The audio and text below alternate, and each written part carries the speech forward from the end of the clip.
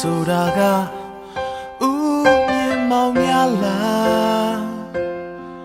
အမှန်တရားဖွေရှာရင်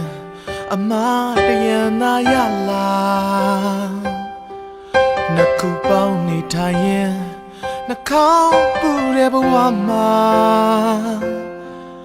အပြော့ပါတရားကအပြားတစ်ခုအပေါ်မှာ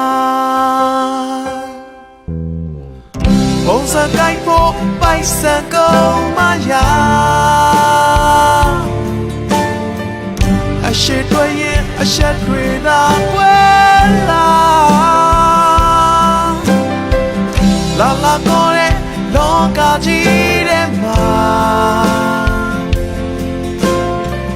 ခိတ္တရောက်သမို့ခေါင်းထားရင်ပါကွာတဲ့မောက်တန်တွေကြားနောက်ပြောင်းခံလိုက်ခါအပြူသဘောဆောင်နေရင်အပြောင်းသဘောစုတဲ့ဘဝအမောင်တို့ရဲ့အယောင်ထူတဲ့အမှုထောင်ငါယူထောင်ဖို့မလားအရာမပေးနိုင်လေတော့ဘာမှအရေးရဲ့မပါပုံစံကိုက်ဖို့ပိုက်ဆံကုန်မရအရှိတွေရင်အဆက်တွေသာကွယ်လာလာကိုတဲ့လောကကြီးထဲမှာခိတ္တရောက်သမို့ခေါက်ထားရင်မှာပါ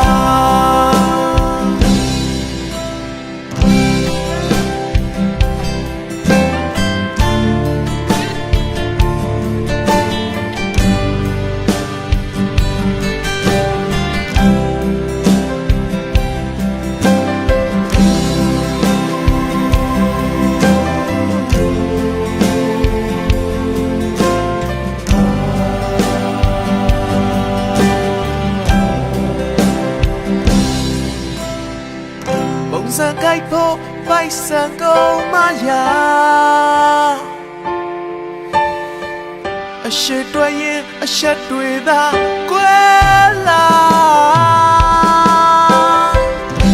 လာကိုတဲ့လောကကြီးအလယ်မှာ